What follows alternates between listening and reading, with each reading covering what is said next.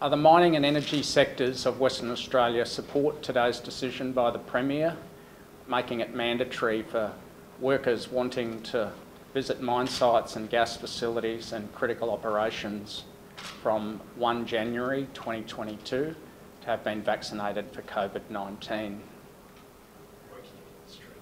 In terms of direct numbers, we think about 140 to 150,000, but if we include the contracted workforce, ancillary services, support services, people that are drive in and drive out as well as FIFO, and then people that go to mine sites periodically or occasionally to do shuts and maintenance and things like that, it could be as high as 250,000 people.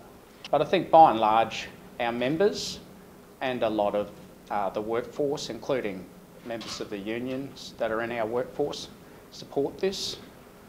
People acknowledge that mining and resources has done extremely well throughout COVID. They've been allowed to continue to operate, and they expect that we take a leadership role in making sure we can continue to operate. We can't just look to government to say, keep us open, even if there are COVID outbreaks. I think most of the leaders in our sector expect Delta to come to West Australia when the border comes down early in the new year, and therefore to be able to continue to operate responsibly, you'll have to be vaccinated. We've done a bit of survey work, and I've seen quite a lot of survey work to do with COVID across all of different industries in Australia.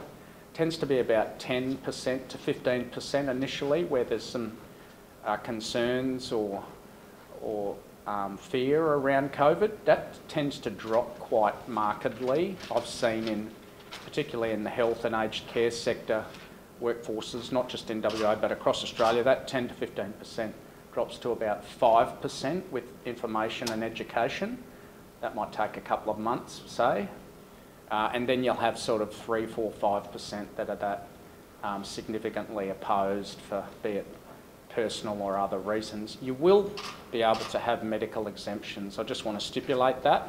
If you have a medical condition and your doctor prescribes that you aren't eligible to receive the vaccine, or that you shouldn't receive the vaccine, then you won't be discriminated. My view is that everyone in the mining sector should be treated equally, and so my preference is that the workforce in office towers should get it as well, subject to medical conditions and certain exemptions. But yeah, this health order will be largely about the regional mine site and gas facility workforce. But as an industry, I'd like to strongly encourage all of our workforce, including the urban and city-based workers, to get vaccinated. When it was defined as 80%, industry was comfortable. I think now the Premier's said it's now 90%. So that would mean, let's say we reach 90% in February, we'd really want to see a defined commitment that the border is coming down and that we can access a larger worker pool come February. I think on current rates, we'll hit 80 by January and 90 by February.